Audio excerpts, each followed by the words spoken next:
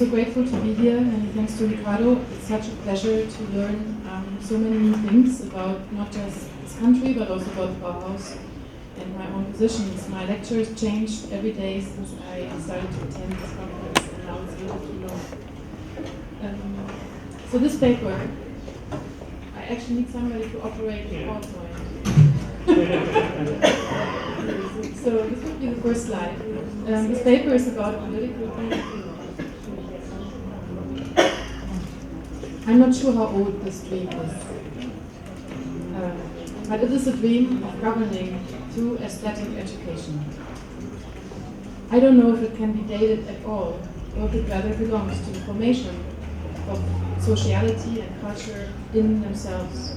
But in the case of Europe, in particular Germany, it can be dated back to the French Revolution and what a handful of German poets and thinkers made of it. So the first reference here is Friedrich Schiller, who developed in 1793 his ideas on the aesthetic education of man, or better said, of humanity. So Schiller was sitting in Weimar, the French Revolution was happening in France, and he didn't like what he saw. Originally he liked the French Revolution because he liked to overthrow the monarchic systems of Europe. He suffered from them, but he was also appalled by the violence and terror into which the French Revolution had turned by that time. So he watched what was going on in France, and he came up with this idea that the individual and the state are governed by different forces. So how can we negotiate, how can we merge or mold the individual forces into forces that are moral state forces? So this is where aesthetic education comes into play, because for Schiller, early education in aesthetic terms, art education, can turn individual people into liberal, free citizens, which they have not experienced before because they were subjected to monarchic non-freedom. So this idea of aesthetic education, which is inherently political, was reactualized in the 20th century by French philosopher Jacques Rancière. So Rancière reads Schiller again, and he transfers the concept of aesthetic education to the realm of design, 20th century design. So Rancière does this trick. He understands 20th century design via Friedrich Schiller as collective aesthetic education. And this education has the potentiality to transgress, to overcome monetary economies of capitalism, because it is part of the second symbolic economy of a civil society. And remember, I'm talking here about dreams. So, nevertheless, the aesthetic sphere here appears to be something that operates above or a priori of political economies, precedes or prefigures the political sphere itself. So, when we talk about design, instead of limiting the social function of design to the spheres of fine arts and beauty, or the economic sphere of design to political economy, maybe it is possible to expand it into a third figure, the trading zone between the senses and politics, individual perception and experience, and the politics of states. And my thesis is that this is actually equally formed within the sciences, technologies, and the arts of the 20th century. So the power of design, my hypothesis, lies in this trading zone, because preliminary decisions are made here about what can or cannot appear to the senses. The founders of the Bauhaus transferred this pedagogic utopia to the young German Republic. The so-called Weimar Republic was the first democratic government of Germany and was founded in 1918. The Bauhaus was founded by Walter Gropius only 1 year later. And his political vision Gropius' political vision was directly related to this idea that revolution in architecture and design would revolutionize society as well. So here again, you have this idea the Bauhaus was a political idea, a political aesthetic idea of a new society, of creating the new man, the new human. Of course, you know it didn't quite work that way. The Bauhaus had to shut down in 1933 because instead of a new civil society, Germany turned into fascism. So in 1933, many of the former students and teachers, those who managed to escape Nazi Germany, ended up in North and Latin America. So my second thesis is that the political idea behind the Bauhaus does not only manifest itself in its products, for example, its functionalism, or the beauty of its design and products and buildings, but foremost in the practice of the preliminary course, the so-called Vorkurs, that's a German term, as aesthetic education, a new type of collective aesthetic instruction. So, as you already know, the Bauhaus Vorkurs, the preliminary course, had several teachers. First it was Itten, then it was Laszlo Moholy-Nagy, and in 1928, Josef Albers took over teaching the preliminary course, and every teacher taught differently. So it was not a single course that was repeated and repeated, no, it was individually formed by each teacher. But they all had one thing in common. The most important lesson of the preliminary course was to forget everything that you thought was beautiful or aesthetic, or what you thought you could do with your hands and your mind. So the most important lesson was to get rid of your preliminary aesthetic education, I would say. And also the pedagogical concept included a cooperative manner of working together. Results were discussed in groups instead of directed by the authorities, and were presented in joint exhibitions rather than being turned in as part of the examination requirements. As art historian and curator Nina Wiedemeyer demonstrates in the most recent exhibition on the Bauhaus this year in Berlin, Germany, the preliminary course cannot be described as a single schematic teaching method because it was meant to encourage experimentation, innovation, and individuality.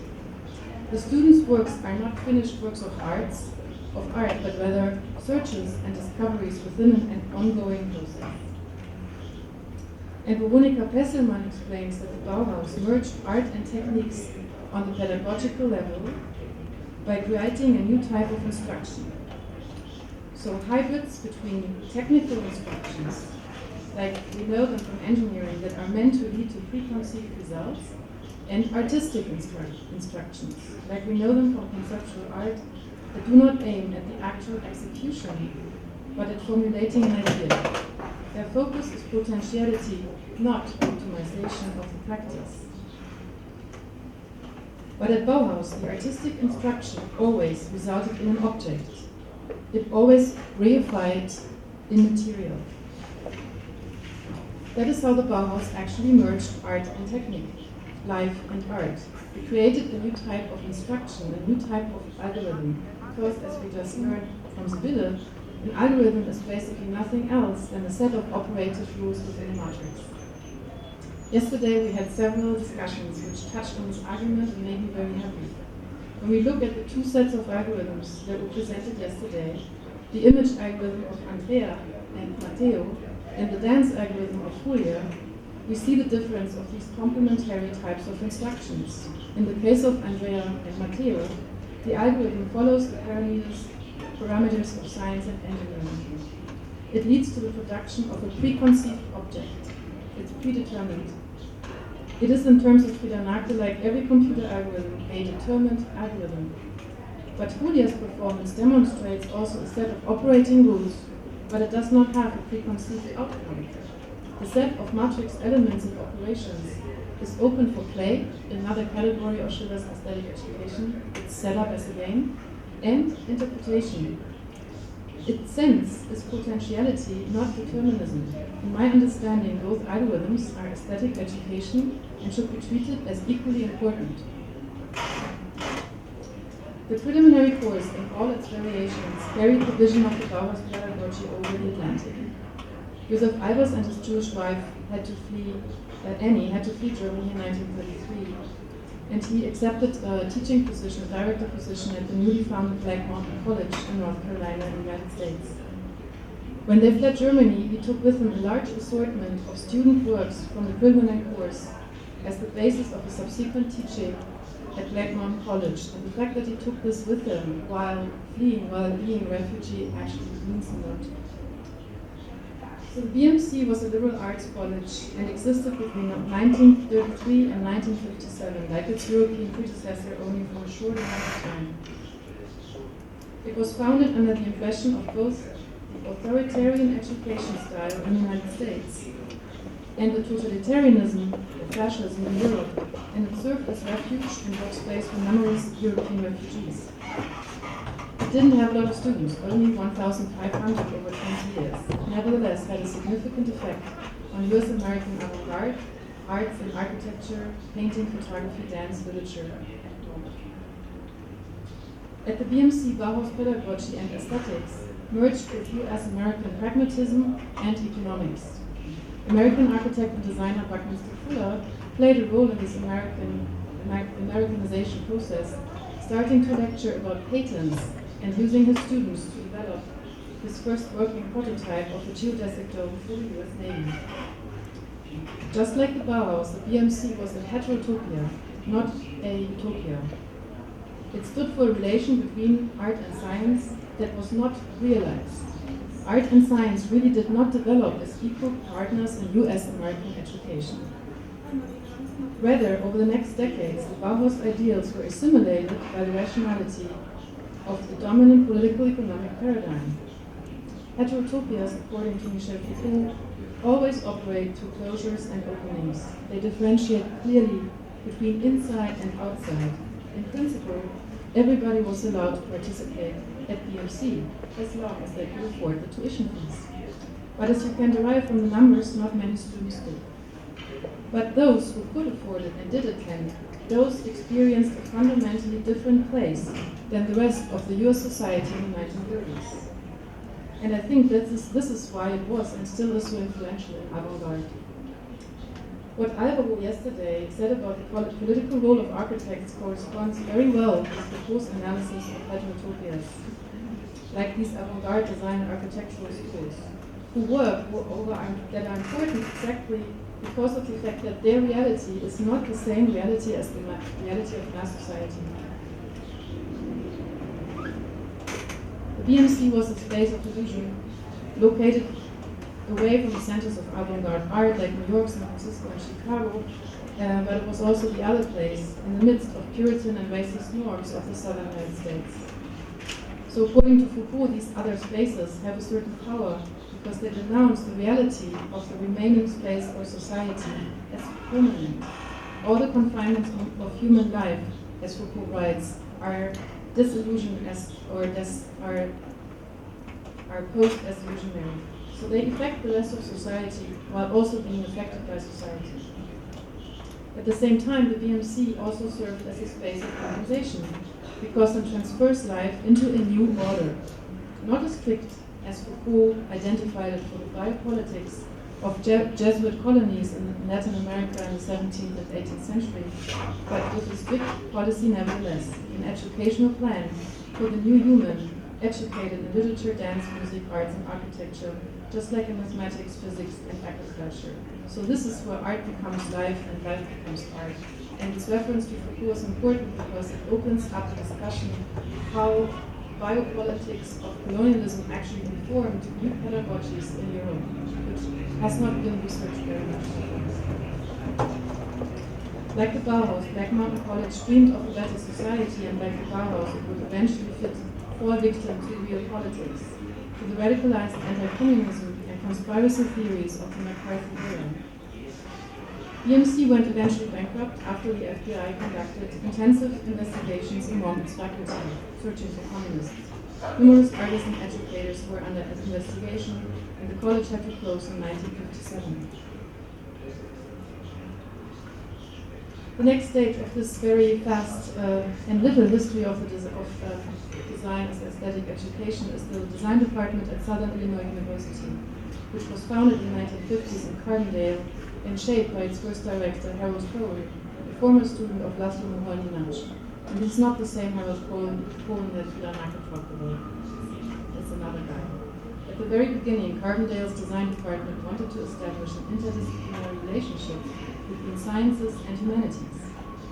But collaboration between designers and the humanities turned out to be difficult. So instead of working with the English or the philosophy department, the designers deepened their cooperation with biologists, sociologists, and psychologists. And Cohen became increasingly influenced by behavioral psychology. So then they invited prominent guests like B.F. Skinner and Margaret Mead. And in 1955, Cohen hired Buckminster Fuller, who immediately erected Carbondale's first geodesic dome. From behavioral psychologists, Cohen learned behavioral techniques like conditioning and positive reinforcement and integrated them into the design of learning environments for design students done by design students. So in the 1960s, the political pressure on higher education was increasing in the United States because of civil rights movements and free speech movements, etc. And starting in 1961, with what he called experimental freshman year, or EFY, Cohen enrolled a new class of freshmen, students that otherwise wouldn't have had a chance to go to college: women, African Americans, and homosexuals, as well as strictly religious Jews.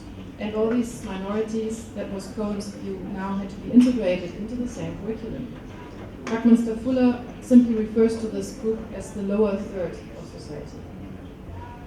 So the EFI was an architectural design. It had an entire floor to itself, which besides the usual lecture hall and seminar rooms contained small cardboard boxes for each student, furnished with a chair, a desk, a lamp, periodic tables, and a world map, a globe, a typewriter, and a telephone. You see that on the left side.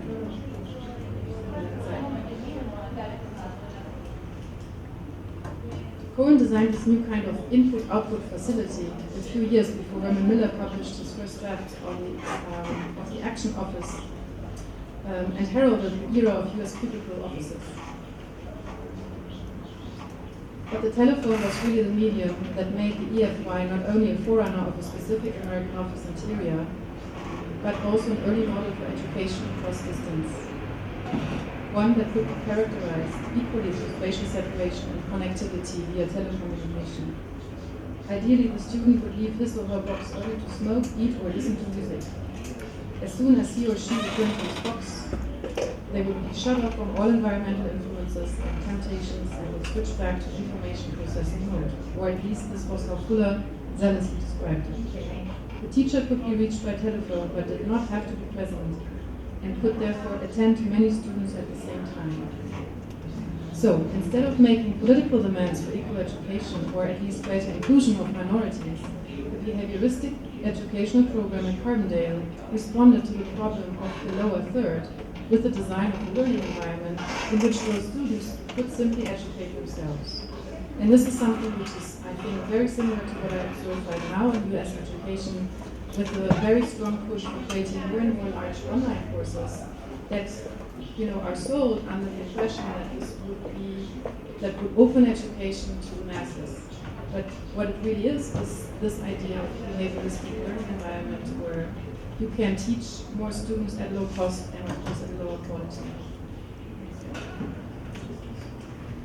So I won't have time to explain this in detail, but just so that you know, Cohen left design education and turned into a real behavioristic designer. He went to the Behavioristic Research Institute in Washington, D.C., and he tried to do a human experiment. He was able to design this EFY idea was developed into a prison educating program with juvenile prisoners. So it was basically the same idea that he took from the design department, optimized within this prison architecture.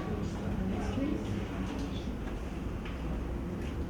This is the program flowchart, which demonstrates how the whole thing operated. The inmates were offered programs in reading, writing, mathematics, and typewriting, as well as American history and literature, electronics, and design. And the periods of self-study were meticulously measured, and students had to clock in and out just like factory workers.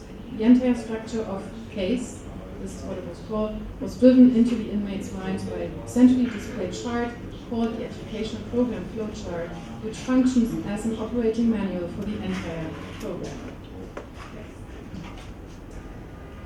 So I don't have the time either to go into details of how this behavioral design informed 21st century teaching technologies like online learning platforms or radio frequency classroom response systems, like we use them at UCSB. But it is clear that US design departments like Carbondale, at those departments, the old idea of a general aesthetic education to better man and society, which they really had in mind, I think, these guys, that they really wanted to better society. This merged with Cold War governmentality and digital computing.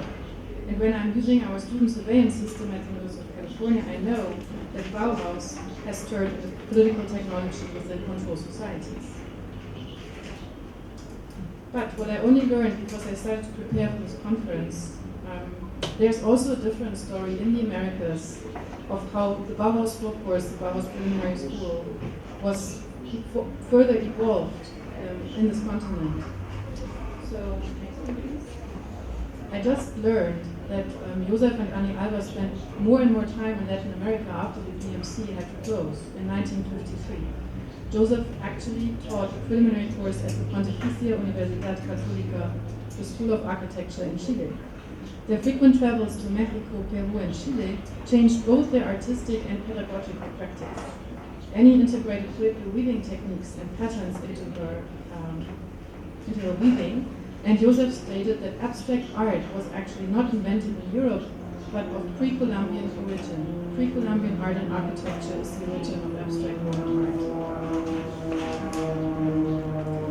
In Uruguay in 1959, thanks to students' pressures, the faculty of the School of Arts at the National University was forced to collectively design. A new curriculum designed by students was put into place and continuously refined in the aftermath. This school too was certainly influenced by European artists and teachers like Johannes Itten, or new art schools like the School of Design in Ulm in Germany. But they also radicalized these models and influenced the further development of European pedagogy. The school in Uruguay abolished all grades and degrees, and people were allowed to graduate at their own pace. Art was now assumed to be a natural activity that could be taken up by anybody, and ergo everybody who took up the education became an artist. You could say art was turned into cultural technique. The aim was not to generate or select competitive art makers, but better and creative citizens. The school only lasted for about 10 years, but I sure would like to know and learn more about it. On the European side, Latin American artists and teachers influenced avant-garde art schools, like the School of Design in Ulm, which changed its pedagogic course only because of the influence of Tomás Maldonado, the author of the Manifesto Intervenista, who left Buenos Aires to teach in Ulm, pursuing a radical new teaching philosophy that art can be taught to everyone.